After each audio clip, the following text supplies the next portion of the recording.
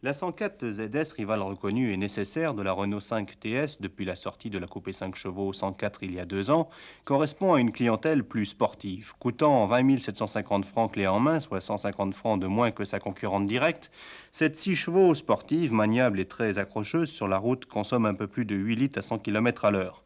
Un reproche pourtant, son tableau de bord triste et peu accessible à l'œil lorsque vous roulez. Cette deux portes très nerveuse, plus courte de 20 cm que la Renault 5, a bien entendu aussi tous les inconvénients des petites voitures. Un habitacle réduit et peu recommandé pour une petite famille. Elle sortira néanmoins au rythme de 68 par jour à Peugeot-Mulhouse, là où la 104 est née il y a plus de 3 ans, et l'on espère du côté de la filiale mulhousienne que son succès sera aussi impressionnant que celui de la 604, dont les délais de livraison vont en s'accroissant. On parle beaucoup de Peugeot-Mulhouse en ce moment. Est-ce que tout va bien? Est-ce qu'il se pose des problèmes actuellement? Je crois qu'il faudrait décomposer. Si l'on prend l'aspect économique, en fonction de certains indices très faibles, on pourrait peut-être estimer que nous abordons la convalescence après la période très dure que nous connaissons depuis la fin de l'année 73. Nous espérons que ces indices vont se confirmer et que nous allons, dans les prochains mois, reprendre une légère progression. Voilà sur le plan économique. Sur le plan social, vous connaissez d'une manière très générale la position et les revendications très globales de l'ensemble des syndicats.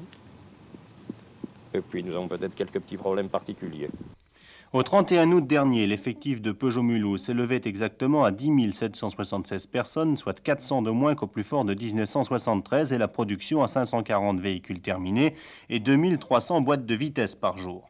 Le terme de convalescence correspond parfaitement à ces chiffres et la direction s'enorgueillit aujourd'hui de n'avoir pas trop mal traversé, dit-elle, les 2 années de crise économique. D'ailleurs, il est toujours question d'extension des 313 hectares existants, sans plus de précision. Quant aux syndicats, leur réclamation reste d'ordre général, 40 heures de travail par semaine et la retraite à 60 ans entre autres, alors que la CFDT mène en plus actuellement une campagne contre la répression syndicale. La direction y répond par des chiffres, 260 tracts syndicaux distribués l'an dernier, 205 depuis le 1er janvier de cette année, donc pas d'entrave au syndicalisme. Enfin, il est beaucoup question actuellement de l'amélioration des tâches, consistant à éliminer entre autres le travail à la chaîne, à humaniser en quelque sorte ces tâches. Nous avons lancé un certain nombre d'expériences qui concernent actuellement entre 7 et 800 personnes. Nous avons déjà des résultats. Et je crois qu'il est impossible de donner un bilan d'un seul mot. Nous avons des réussites partielles et nous avons un échec. Notre conclusion cependant, c'est qu'il serait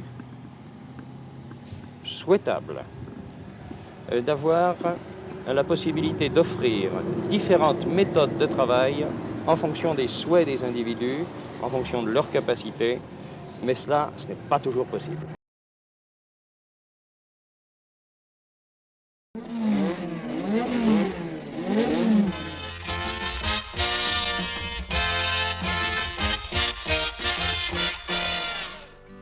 La Renault 20, bien sûr, vous connaissez, mais pas cette nouvelle TS, à moteur 2 litres, entièrement inédit. C'est un événement rarissime qui mérite une information plus complète. Première originalité, un bloc aluminium, plus léger d'environ 20 kg. Une courroie crantée, plus silencieuse qu'une chaîne de distribution, entraîne l'arbre à cames en tête. Remarquez l'allumeur horizontale, les soupapes en V et les chambres de combustion hémisphériques. Enfin, un carburateur double corps et une pompe pour la direction assistée montée en série. Ce très beau 4 cylindres 2 litres développe 110 chevaux réels tout en restant très souple à bas régime. Ceci au prix d'une consommation relativement modérée.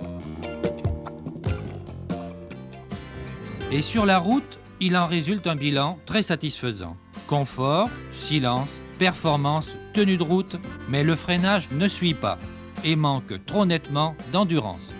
Dommage, car pour 39 700 francs, cette 20 TS a de quoi séduire.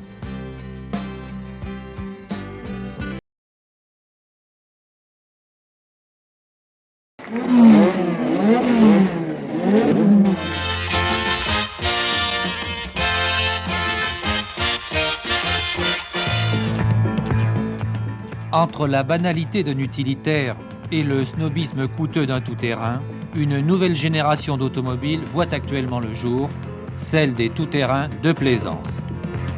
Et par l'intermédiaire de Matra, Simca Chrysler se lance dans l'aventure avec le Rancho, un véhicule très original, plutôt break, étudié à partir d'une base Simca 1100 avec moteur de la 1308. Admirez l'exotisme dans les moindres détails. Des pneumatiques larges, un énorme pare-choc, les phares bien à l'abri, des projecteurs orientables en option, de volumineuses protections latérales, des grandes baies vitrées à l'arrière, une galerie de toit et une visière pare-soleil. Essuie-glace arrière et crochet de remorque en série. En break, le volume de chargement dépasse 2 mètres cubes. Mais le Rancho offre également 5 places avec les bagages à l'abri des regards.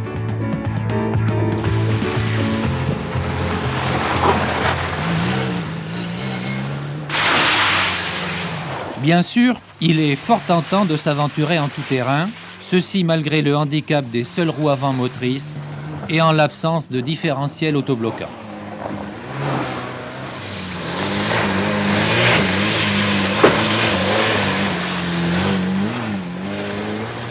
Et là, heureuse surprise, il faut dire que grâce à la bonne garde au sol, plus de 21 cm et à une excellente suspension, le Rancho passe fort bien et même assez vite dans les plus mauvais endroits. Et tout cela dans un remarquable confort.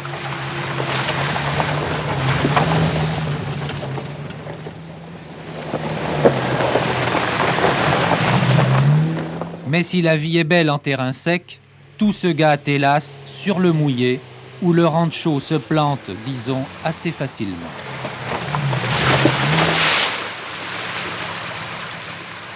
Là, une seule solution. Dérouler le treuil à commande électrique, trouver un arbre solide et diriger la manœuvre du bout des doigts. Mais ce treuil, fort utile, est encore à l'étude et ne sera commercialisé que l'an prochain. Conclusion, pour 36 000 francs, le Rancho, c'est vraiment l'auto verte qui voit la vie en rose lorsque le ciel est bleu.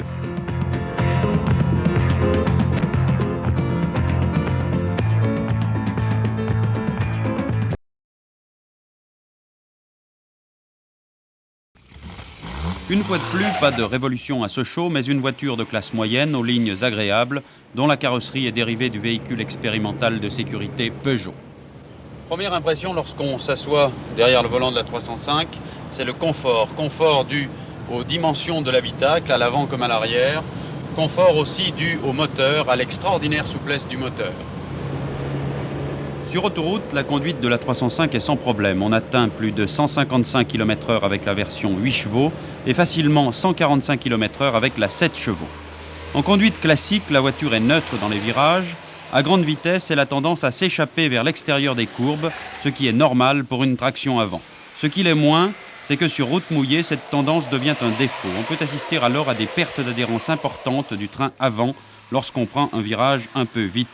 Le freinage assisté avec disque à l'avant et tambour à l'arrière est suffisant pour les 1350 kg de la voiture en pleine charge. Placé transversalement, le moteur en aluminium est soit un 1300 qui développe 65 chevaux, soit un 1500, 74 chevaux, 9 chevaux de plus. Le 1500, beaucoup plus souple, consomme moins, entre 7 et 9 litres au 100, alors que l'on atteint les 10 litres avec le 1300. Tous les éléments sont très accessibles pour les réparations avec un bon point supplémentaire pour la boîte de fusibles. La roue de secours placée sous le coffre laisse un bon volume pour les bagages.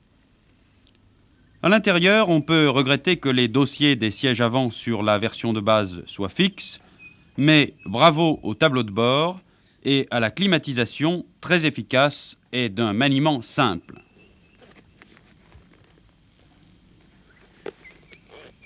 En option, un toit ouvrant dont le système d'ouverture est pratique.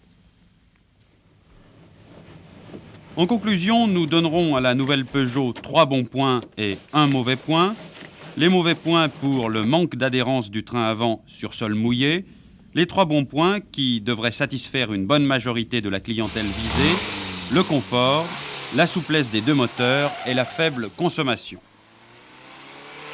Reste à savoir si la 305 sera, comme ses grandes sœurs, une vedette des rallyes africains, preuve d'une construction solide.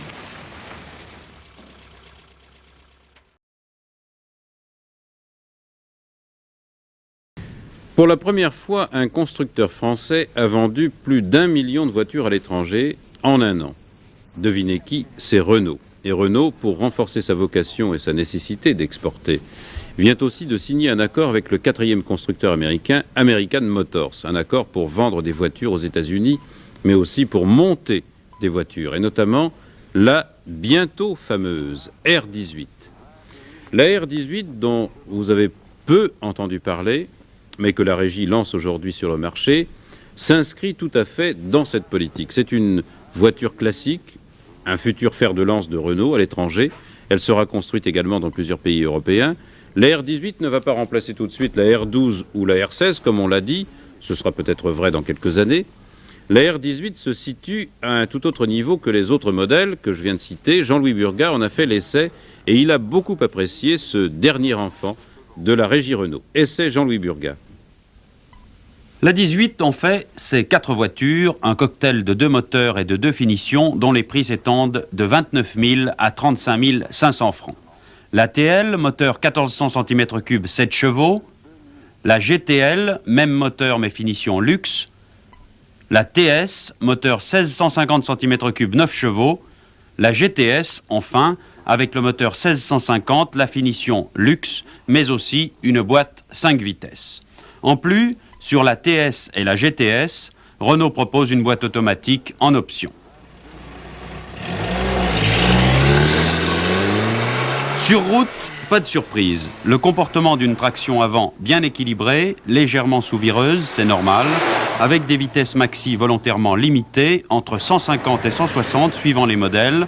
Enfin, des reprises moyennes sur la 7 chevaux, bonnes sur la 9 chevaux. Elles correspondent à des rapports de pont assez longs en vue de réduire la consommation. Et c'est efficace, puisque avec la 7 chevaux, sur un circuit route-autoroute-ville, en ne ménageant pas l'accélérateur, je n'ai jamais dépassé 9,50 litres au 100.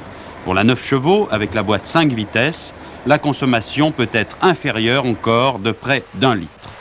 Côté négatif, une direction un peu lourde à basse vitesse et un niveau sonore à améliorer. Quant au freinage, disque à l'avant, tambour à l'arrière, je n'ai jamais pu le prendre en défaut et il complète fort bien ce bilan routier très satisfaisant. À l'intérieur, une finition bonne, tableau de bord complet, mais abandon définitif du contour et absence gênante de tablettes sous le pare-brise. La position au volant et le confort des sièges avant et arrière sont remarquables. Incontestablement, à la régie, on mise gros sur la 18 qui s'attaque à ce marché des voitures moyennes avec coffre séparé de l'habitacle qui constitue 52% des ventes en Europe. Avec ses 4,38 m de long, 15 cm de plus que la 305, son pont arrière rigide, cette traction avant est de conception très classique. Mais cela doit garantir sa solidité et la facilité du montage à l'étranger pour un modèle à vocation internationale. Renault avait voulu construire un produit homogène. En définitive, je crois que le pari a été tenu. La 18 est sur le marché européen et dans cette gamme de voitures moyennes, vraisemblablement le meilleur compromis entre le confort, les performances, le prix et la consommation. Ah, pas mal cette voiture, mais Jean-Louis Burgat, faites attention, quand vous conduisez d'une main, vous regardez la caméra de l'autre, c'est pas bien.